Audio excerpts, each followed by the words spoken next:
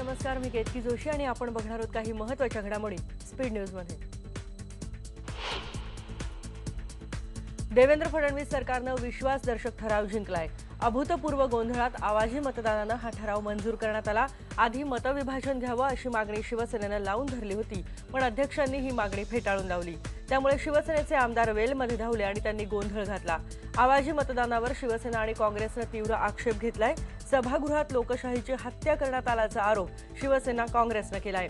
अध्यक्षांनी पहिल्याच दिवशी नियमबाह्य काम केलंय, त्यांचा धिक्कार करत असल्याचं सेनेने म्हटलंय, तर सरकारने राजीनामा द्यावा अशी मागणी काँग्रेसने केली आहे। या ठिकाणी सरकार आजही अल्पमतात आहे, तर त्यांनी त्यांची हे वाचवण्यासाठी या ठिकाणी हे गोंधळामध्ये घाई गडबडीमध्ये हे या ठिकाणी कामकाज पुढे रेटण्याचं काम केलंय। त्यांनी विश्वासघात केला एक प्रकारे महाराष्ट्राच्या जनतेशी।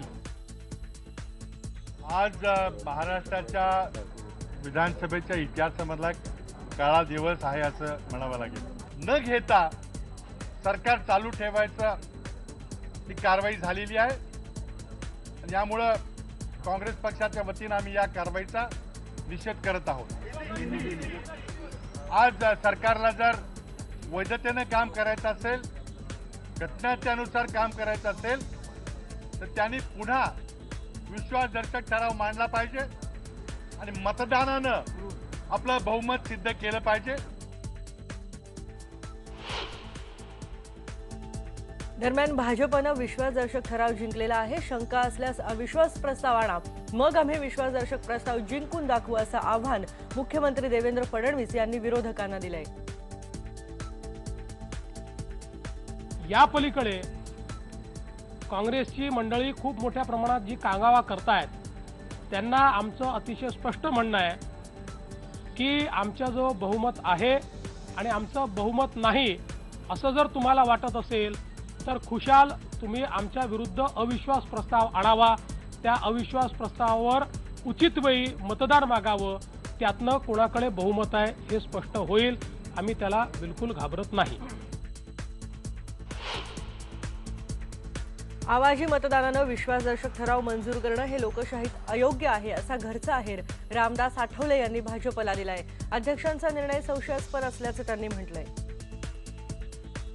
सरकारला कसली अडचण नव्हती, सरकारच्या बरोबर 172 लोकांची संख्या होती, त्यामुळे आवाजी मतदान आणि या प्रस्तावाला अशा पद्धतीने मंजूर करणं हे तसं लोकतांत्रिक दृष्टिकोनातून बरोबर अजिबात नाही। परंतु आता एकदा अध्यक्षांनी निर्णय दिला की तो निर्णय मान्य केला पाहिजे, परंतु अध्यक्षांचा निर्णय संभ्रम निर्माण करणार आहे। अध्यक्षांचा निर्णय जो आहे तो सस्पेन्स निर्माण करणार आहे, मनामध्ये शंका निर्माण करणार आहे। त्यामुळे क्लिअर मेजॉरिटी असताना आपल्याला अडचण अशी येण्याची काही आवश्यकता नव्हती। दुसरीकडे विश्वासदर्शक ठराव मांडला जात असताना शिवसेनेचे आमदार सभागृहाच्या बाहेर गेले होते असा आरोप राष्ट्रवादीचे नेते छगन भुजबळ यांनी केलाय। शिवसेनेनं मात्र हा आरोप फेटाळून लावलाय। शिवसेना आणि भाजपचं नाही तर राष्ट्रवादी आणि भाजपचं साटालोटा असल्याचा आरोप विरोधी पक्षनेते एकनाथ शिंदे यांनी केलाय। हे खरं आहे की आजचा जो प्रस्ताव जो आहे हा आवाजी मतदानाने मंजूर करण्यात आला, पण नेमक्या त्याच वेळेला आपण जर सगळ्यांनी पाहिलं तर ज्या वेळेला विश्वासदर्शक प्रस्ताव मांडण्यात आला किंवा येत होता, नेमक्या त्यावेळेला शिवसेनेनं दुसऱ्या एका विषयावर जे आहे बहिर्गमन केलं आणि ते सभागृहाच्या बाहेर गेली। शिवसेना सभागृहाच्या बाहेर आणि सभागृहाच्या समोर विश्वासदर्शक प्रस्ताव, अशा परिस्थितीमध्ये तो आवाजी मतदानाने मंजूर झाला। आता हे सगळ्या महाराष्ट्राला माहीत आहे की NCPचं कोणाशी अंडरस्टँडिंग होतं ते। या ठिकाणी आपल्या माहितीसाठी सांगतो, सभागृहामध्ये दुसऱ्या क्रमांकावर विरोधी पक्षनेत्याची घोषणा होती, परंतु तिथे दुसऱ्या नंबरवर ते बाजूला करून विश्वासदर्शक प्रस्ताव त्या ठिकाणी आणण्यात आला। त्याला तात्काळ मी स्वतः विरोध केला आणि विरोध केल्यानंतर पोलची मागणी केली आणि या ठिकाणी गोंधळामध्ये सगळी परिस्थिती गोंधळाची निर्माण झाली आणि घाई गडबडीमध्ये तो प्रस्ताव मंजूर केला आणि त्यामुळे आम्ही सरकारचा निषेध करून बाहेर पडलेलो आहे। जर भुजबळ साहेब असं म्हणत असतील तर ते पोलच्या मागणीच्या वेळेस ते उभे का नाही राहिले? या ठिकाणी कुणाची अंडरस्टँडिंग आहे मला सांगण्याची आवश्यकता नाही। स्वतःची कातडी वाचवण्यासाठी दुसऱ्यावर हा ढकलण्याचा प्रकार आहे।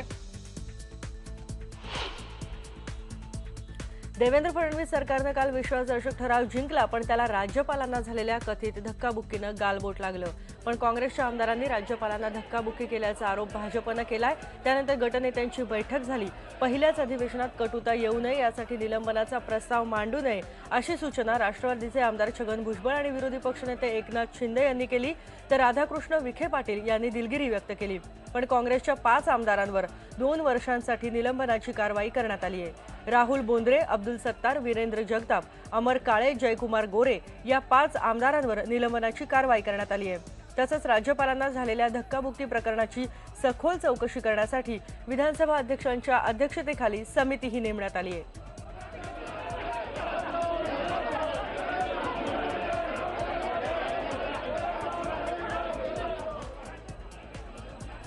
आज विधानमंडळाच्या इतिहासामध्ये काँग्रेस पक्षाची वागणूक ही विधानमंडळाच्या इतिहासाला काळिमा फासणारी होती.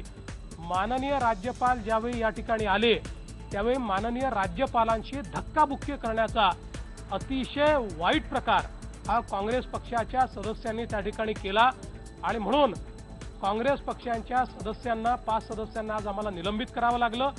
पहिल्या दिवशी कोणाला निलंबित करावं हे आम्हाला देखील त्या ठिकाणी योग्य वाटत नव्हतं, पण ज्या प्रकारे सगळं फुटेज पाहिल्यानंतर त्यांची वागणूक होती, इतरही काही सदस्यांची वागणूक तशा प्रकारची दिसते आहे. त्या संदर्भात समिती तयार झाली आहे.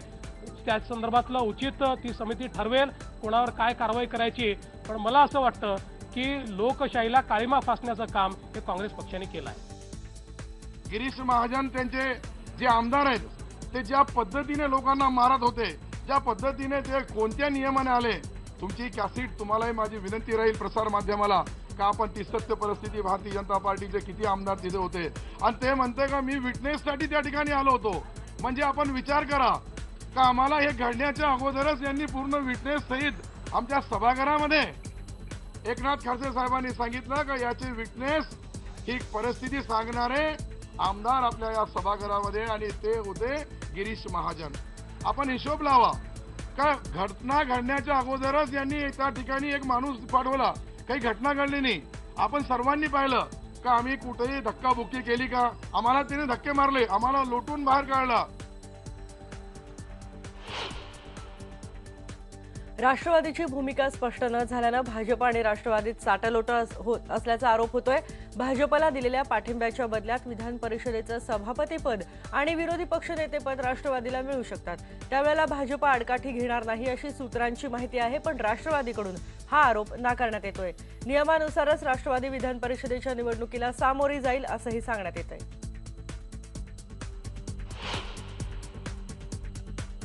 राज्यपाल सी विद्यासागर राव यांनी काल विधिमंडळात अभिभाषण केलं. अभिभाषणाच्या दरम्यान शिवसेना आणि काँग्रेसच्या सदस्यांनी वारंवार घोषणाबाजी केली. शिवसेनेचे आमदार राज्यपाल चले जावच्या घोषणा देत होते, तरीही राज्यपालांनी खंड पडू न देता अभिभाषण पूर्ण केलं. यावेळी त्यांनी राज्यातल्या पहिल्या भाजप सरकारचा कार्यक्रम मांडला. अर्थव्यवस्था रुळावर आणण्यासाठी शेती तसंच पायाभूत सुविधांवर विशेष लक्ष देण्याचे मुद्दे या अभिभाषणादरम्यान राज्यपालांनी मांडले. मात्र अभिभाषण संपता संपता काँग्रेसच्या आमदारांनी सभात्याग केला.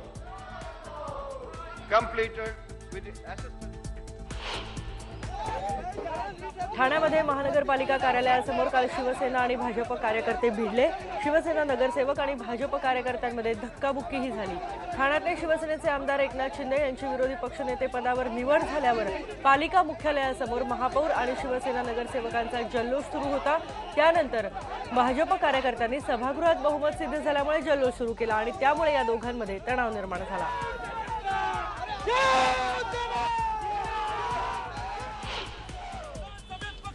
सांगलीमध्ये विधानसभा अध्यक्ष हरिभाऊ बागडे यांच्या प्रतिकात्मक पुतळ्याला चप्पलनं मारहाण करत शिवसेनेनं जोडे मारो आंदोलन केलं.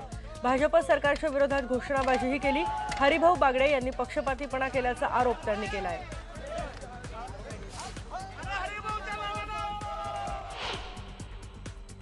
पंतप्रधान नरेंद्र मोदी यांनी काल म्यानमारच्या लोकशाहीवादी नेत्या आंग सान सू की यांची भेट घेतली. त्याआधी त्यांनी नेपिटोमध्ये आसियान परिषदेमध्ये भाषणही केलं. दहशतवादाशी लढण्यासाठी इतर देशांनीही एकत्र यावं असं आवाहन त्यांनी यावेळी केलं. आसियान देशांबरोबर त्यांनी संरक्षण क्षेत्रातल्या करारासंदर्भातही चर्चा केली.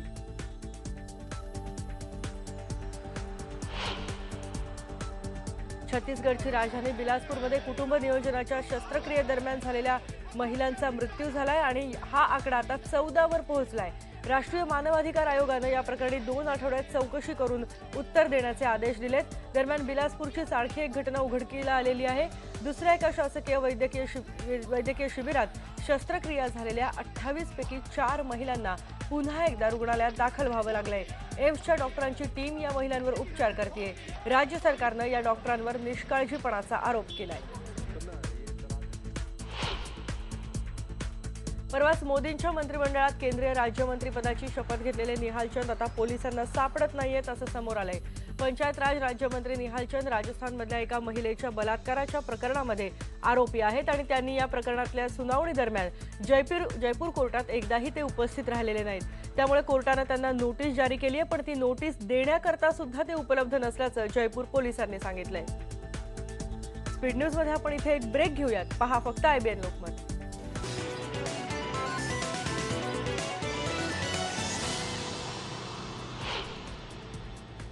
उत्तर प्रदेशातल्या शहाजहानपूरमध्ये एका पोलीस हवालदारानं दारूच्या नशेत लज्जास्पद प्रकार केलाय।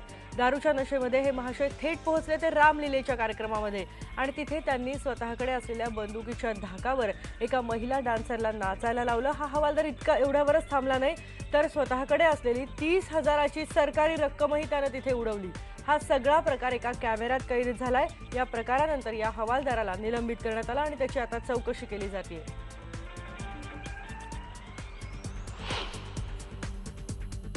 गडचिरोली जिल्ह्यामध्ये चामोर्शी वनपरिक्षेत्रात वैनगंगा नदीच्या काठावर एक वाघीण संशयास्पद अवस्थेमध्ये मृत आढळल्यानं वन खात्यात खळबळ उडाली आहे। ही वाघीण साधारण 2.5 वर्षांची होती। या वाघिणीच्या शरीरावर कोणतीही जखम झालेली आढळलेली नाहीये, पण या भागात वाघाच्या अस्तित्वाची अधिकृत नोंद नसल्यानं चर्चांना तोंड फुटलंय। या वाघिणीच्या मृतदेहाचं शवविच्छेदन करण्यात आलंय आणि आता आज दुपारपर्यंत याबद्दलचा अहवाल मिळेल। वाघाच्या मृत्यूची या महिन्याभरातली ही दुसरी घटना आहे। राज्यातल्या सर्व साखर कारखान्यांनी ऊसाला प्रतिटन 3,500 रुपयाचा हमीभाव द्यावा, नाहीतर एकही साखर कारखाना सुरू होऊ देणार नाही असा इशारा शेतकरी संघटनांचे नेते रघुनाथ दादा पाटील यांनी कराडच्या ऊस परिषदेत दिला। 15 नोव्हेंबरला होणाऱ्या ऊस दर नियंत्रण समितीच्या बैठकीत ऊस दराचा तोडगा निघाला नाही तर आक्रमक पावलं उचलली जातील असंही त्यांनी सांगितलं।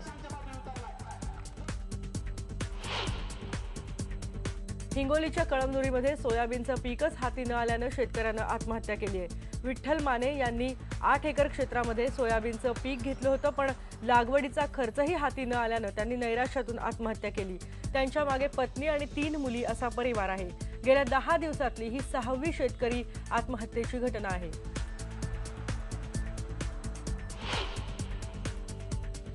भिवंडी परिसरात खाडी किनारी बेकायदेशीर रेती उपशाच्या विरोधात कारवाई करण्यात आली। तहसीलदारांनी पिपळास आणि कोणगाव जवळ छापा टाकून 12 लाख रुपयांचे सक्शन पंप जप्त केले। रेती माफियांच्या विरोधात या प्रकरणी गुन्हा दाखल करण्यात आलाय।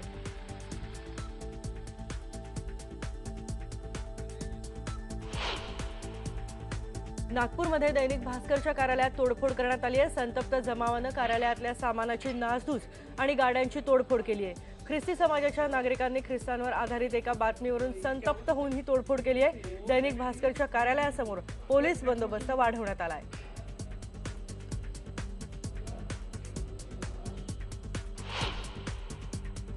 हिंगोलीच्या शास्त्रीनगर भागात काल रात्री सेंट्रल बँक ऑफ इंडियाच्या ATM मधून 7 लाखांची चोरी करण्यात आली आहे। ATM न फोडता ही चोरी झाली आहे। या चोरी प्रकरणी 5 जणांना अटक करण्यात आली आहे। यातले 2 जण सेंट्रल बँक ऑफ इंडियामध्ये ATM ऑपरेटर आहेत। या दोघांवर ATM मध्ये पैसे जमा करण्याची जबाबदारी असते। त्यांनी इतर 3 साथीदारांना सोबत घेऊन चोरी केली आहे। स्पीड न्यूज मध्ये या बातमीबरोबर आपण एक ब्रेक घेतोय। पहा फक्त IBN लोकमत।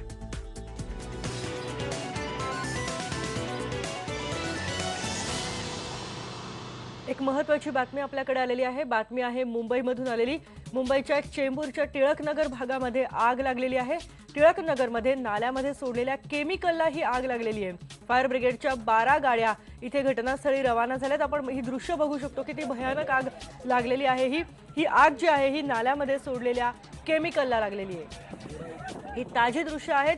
केवढा मोठा पेट घेतलेला आहे आपण ही दृश्य बघू शकतो, कारण जो नाल्यामध्ये जे केमिकल सोडलं जातं, सांडपाण्यात हे केमिकल हे वाहून जात नाहीये, तर याच पाण्याला ही आग लागलेली आहे. आणि याबद्दल माहिती देण्यासाठी आमचा असोसिएट एडिटर अमेय चुंबळे आपल्यासोबत आहे. अमेय, काय अधिक माहिती आहे याबद्दल? हा, केतकी, मुंबईमध्ये चेंबूर भागाजवळ जे लोकमान्य टिळक टर्मिनस हे जे मोठं स्टेशन आहे त्याच्या बाजूनी एक नाला वाहतो आणि त्या नाल्यात हलगर्जीपणामुळे कोणीतरी पेट्रोलियम केमिकल सोडलं आणि त्यांनी पेट घेतला आणि तो पेट इतका जबरदस्त होता की त्या आगीचे डोम वाढतच चालले आहेत. आणि विशेष म्हणजे खास धोक्याची बाब ही अशी की जिथे हा नाला आहे त्याच्या बाजूला खूप दाट झोपडपट्टी आहे, लोकमान्य टिळक स्टेशन आहे आणि थोडंसं पुढे गेलं तर हार्बर लाईनचे ट्रॅक्स आहेत. हे खूप धोक्याचे प्रश्न आहे. इथे 10 ते 15 आगी फायर ब्रिगेडचे बंब इथे आलेले आहेत, अँब्युलन्सेस पण येत आहेत, पोलीस पण घटनास्थळी दाखल झालेले आहेत. पण एकूणच इथे जे स्थानिक नागरिक आहेत त्यांच्यामध्ये अतिशय भीती पसरलेली आहे आणि मी काही वेळापूर्वी लोकांना थोडंसं इकडे तिकडे पळतानाही पाहिलं. तो आता पण परिस्थिती आटोक्यात आणण्यात त्यांना यश येत आहे असं वाटतंय, कारण आगीचे जे डोंब होते ते आता कमी झालेले आहेत पण पूर्णपणे अजून आग विझलेली नाही. धन्यवाद अमेय, या माहितीबद्दल. आपण बघतोय ही आग जी आहे ही बघू शकतोय किती भयानक लागलेली आहे आणि आता सध्या जरी आटोक्यात आणण्याचा प्रयत्न केला जात असेल, जसं अमेयने सांगितलं 12 ते 15 फायर ब्रिगेडच्या गाड्या इथे पोहोचलेल्या आहेत आणि अत्यंत धोकादायक अशी ही आग आहे, कारण जवळच रेल्वेचे ट्रॅक्स आहेत, तिथे आजूबाजूला वस्ती आहे आणि त्यामुळेच ही आग जर पसरत गेली तर त्यामुळे जास्त धोका होऊ शकतो. पण ही आग आटोक्यात आणण्याचे प्रयत्न सुरू आहेत. तिथे सांडपाण्यामध्ये नाल्यामध्ये जे कोणीतरी केमिकल सोडलेलं होतं, पेट्रोलजन्य पदार्थ सोडले होते आणि त्यामुळे ही आग लागलेली आहे. या बातमीचे अपडेट्स आपण घेतच राहणार आहोत, पण सध्या इथेच थांबतोय. पहा फक्त IBN लोकमत.